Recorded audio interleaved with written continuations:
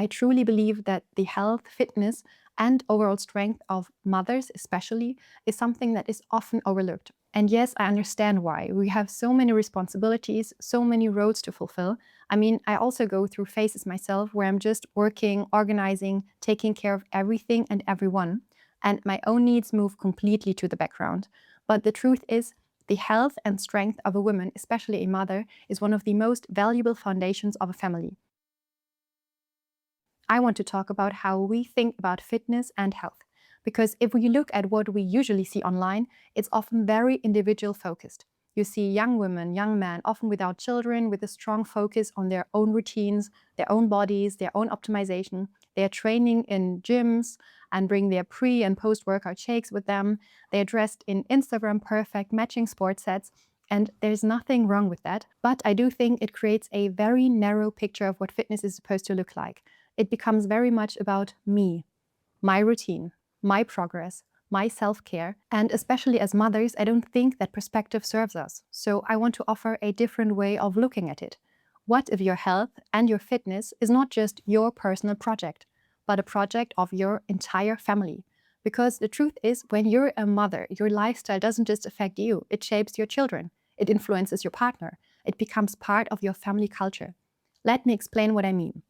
If I think about my own life, it's busy. I'm a doctor, I have 2 kids, I'm married, and my days are very full. So of course, I could try to squeeze in a perfect workout somewhere, early in the morning, late at night, when the kids are asleep, maybe even pay for a class and create that 1 hour just for myself.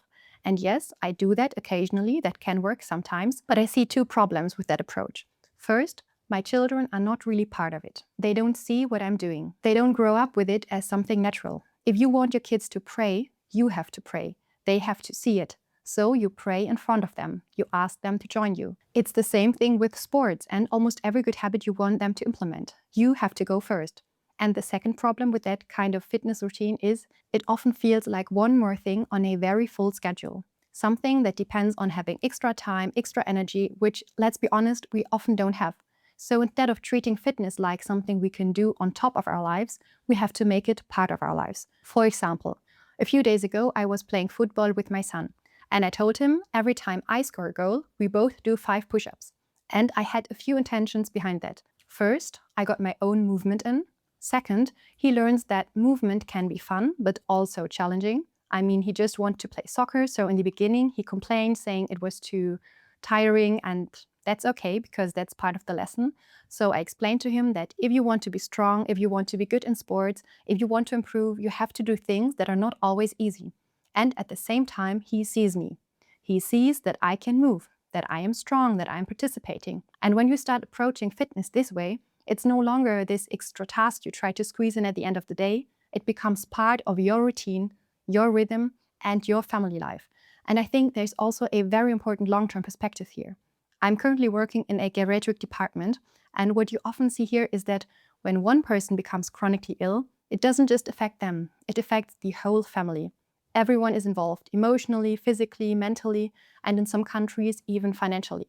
And of course, everything is in the hands of Allah subhanahu wa ta'ala. We can't control everything, and illness is not something we can always prevent, but there's still a part that is in our responsibility. Because if we consistently ignore our health, if we don't take care of our bodies at all, then at some point the people we love may have to carry that weight.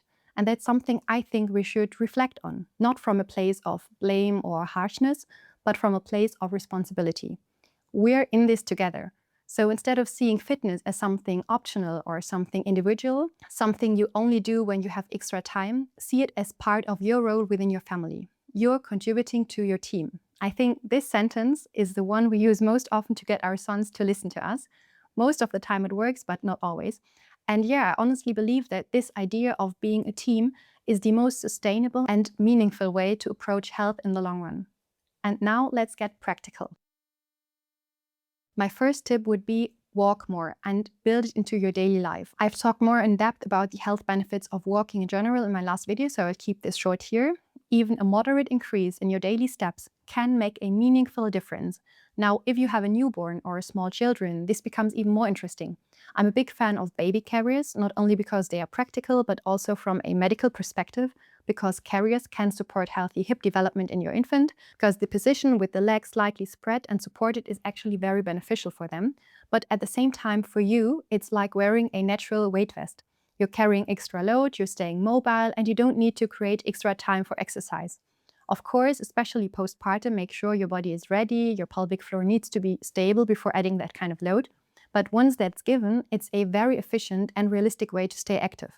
And then there's another point that I think is just as important, and that is let your children walk as well. If a child is able to walk, they should walk. Having them in a stroller is more convenient, yes, but it's better for their development to let them walk. Yes, they will complain sometimes, they will be tired, they will ask you to be carried, but movement is something they need to experience on a regular basis. So walking should always be the default. And one last point, especially if you start walking more, pay attention to your footwear.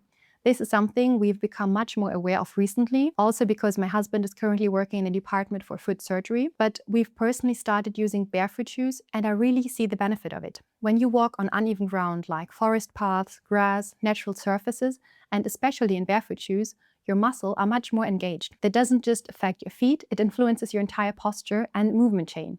Of course, if you're only on very hard surfaces all day, like in the city, some cushioning can be helpful, but whenever possible, give your feet the chance to work. Personally, we've been using a German brand that I'm very, very, very happy with. It's actually the brand we've been buying for our children ever since they started walking. And honestly, I haven't been as satisfied with any other brand. They're sustainably produced, beautifully designed, and very high quality. By now, my husband and I also wear these shoes ourselves, so I will leave a link in the description because I truly recommend them. But of course, you're always free to choose whatever works best for you. And I will also link the baby carriers I personally use and recommend down below. So to keep it simple, walk whenever you can, use a carrier for your baby's development and your own activity, and if your children are older, let your children walk as much as possible. And don't neglect your feet in the process. All of these are small shifts, but they change a lot over time. All right, let's move on to the next point, and that is cycling. Honestly, I think cycling is very underrated. I live here in Germany, and of course, it always depends on where you are and whether the infrastructure supports it. But if you live in a place where cycling is possible, I would highly recommend giving it a real chance. For us as a family, it has become one of our favorite activities we do together. Our older son now rides his bike independently, and I think many parents underestimate what children are actually capable of. On one of our first longer rides, he cycled 22 kilometers and he absolutely loved it. For our younger one, we use a bike trailer that can carry 2 children, so if the older one gets tired, we always have a backup. We can put him in, attach his bike and keep going. It just makes everything more flexible and very relaxed. My husband also tries to commute by bike almost daily during the summer, and on weekends we often go on family rides, exploring new playgrounds, new areas, just discovering what's around us. And that's another big advantage. With a bike, you reach places that are sometimes difficult to access by car, and you experience your environment in a very different way. It feels very light and free. And again, it doesn't feel like exercise time. It's family time and it's a shared experience. I know that for some women, especially if you dress modestly, it can feel a bit challenging at first to find the right clothing, but honestly, that shouldn't stop you. There are always solutions and movement is worth it. And maybe this is also something you can do together with others, meet up with friends, plan small bike trips. For us, one long-term goal is actually to plan a cycling-based holiday as a family somewhere here in Europe. We're not quite there yet. We still need to build a bit more endurance and routine. But inshallah, once we do it, we will definitely take you along on that journey. And before we move on from cardiovascular fitness into strength training, I want to quickly talk about HIIT training because there's a lot of information online, especially aimed at women claiming that moderate cardio is basically useless and that short sprint workouts are the only effective option. You've probably heard about things like the 6-minute sprint protocol, where you do 20 to 30 seconds of very intense effort on a bike, a treadmill, or running uphill, followed by a minute of recovery, repeated a few times. And yes, there is research showing that these kind of high-intensity intervals can be incredibly effective for cardiovascular health and fitness overall, especially if you don't have much time. And honestly, if you're a busy mother who only gets a short window at the gym and you're currently spending most of that time doing moderate cardio on the treadmill, it may actually make more sense to use part of that time for short interval training and then get more out of your zone 2 movement naturally throughout the day, like through walking, cycling, or carrying your children or doing housework or whatever. But I personally don't think we need to turn this into an either-or situation. If your life right now allows you to take long walks with your children, go cycling, spend hours moving outdoors, then that moderate, steady movement is deeply valuable for your cardiovascular health, your metabolism, and your nervous system. And at the same time, those little bursts of intensity in everyday life matter too. If your child wants to race you, for example, at the playground, race them. If there's a hill nearby, sprint up it together. If you naturally get moments of intensity throughout your week, that's wonderful. The goal is not to obsess over the perfect protocol. The goal is to build a life with a variety of movement: walking, carrying, climbing, sprinting sometimes, strength training, playing, and recovering. So again, the idea is make movement part of your lifestyle and try to make it something you share with your family, because the best kind of exercise is ultimately the kind that actually fits into your real life and that you can continue doing consistently. All right, so after talking about endurance and cardiovascular health, I also want to add something very, very important, and that is strength training. Because I genuinely believe that for women, strength training should be a core part of our routine. One of the biggest reasons is bone health. Strength training is one of the most effective ways to prevent osteoporosis, something many women struggle with later in life. It's also extremely beneficial when it comes to supporting your body through menopause and reducing long-term health risks. So for me personally, this is already something I think about when I imagine my older self. Now, I also think that strength training sometimes has a bit of a misconception attached to it. Many women avoid it because they don't want to look bulky or they don't want to lose their feminine look. And I understand where that concern comes from, but I think it's largely based on a misunderstanding. We're not genetically built to accidentally look like a bodybuilder. What we do gain from strength training is strength, stability, metabolic health, and long-term resilience. So I would really encourage shifting the focus away from appearance. So when it comes to the method, when we look at the evidence, both bodyweight training like calisthenics and traditional resistance training like weights in the gym are effective for building strength and muscle. Studies show that both approaches can significantly improve strength and muscle mass when done consistently and with sufficient intensity. The main difference is not effectiveness, but rather how easily you can progressively increase resistance over time. That said, progressive resistance, especially with weights, does make long-term progression more structured, which is why I personally like combining both approaches. Even at home, you can start very effectively. For example, kettlebells are one of my favorites. You can do lunges, carries, squats, and so many full body movements with just one piece of equipment.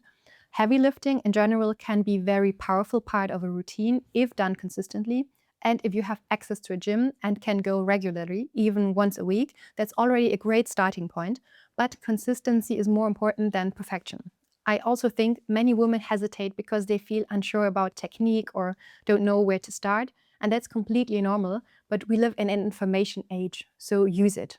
Find reliable explanations, watch a few proper tutorials, and build confidence before stepping into the gym. Personally, I try to go to the gym about once a week, but even that can be difficult with a busy schedule. That's why I also keep equipment at home, like kettlebells, a barbell setup, and weights.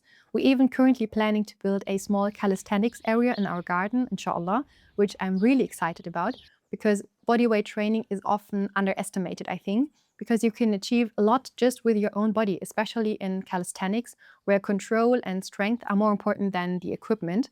And what I also love about here in Germany is that many playgrounds are combined with calisthenics parks or outdoor gyms. So sometimes I just go with my children to places where both exist, and they can play and I can train alongside them. Or if there's none available, I would just simply use the playground itself for movement. So again, the key message is it's not about the perfect program. It's about what you can do consistently in real life. And strength training in whatever form should be part of that. So as you can see, this is still a process for me. I'm constantly trying to optimize my routines to adjust them to my daily life, and that can look very different depending on the phase I'm in. Whether it's a more intense workload, pregnancy, or the postpartum period, everything requires a different approach. But it's something I'm truly passionate about, finding realistic, sustainable ways to stay active, healthy, and strong as a mother, as a working woman, and as a woman in general. And I definitely want to share more of that with you in the future, inshallah. So if this is something you're interested in, building a healthier, stronger routine in a realistic way as a woman, then you can also join my newsletter. I use it to share updates when I create more structured programs or offer more in-depth support. I'm not someone who sends constant emails or unnecessary content. It's really just a way for me to stay in touch with you and inform you about new projects. So if that's relevant for you, you're very welcome to join. That's it for today. Assalamu alaikum. Peace be upon you all.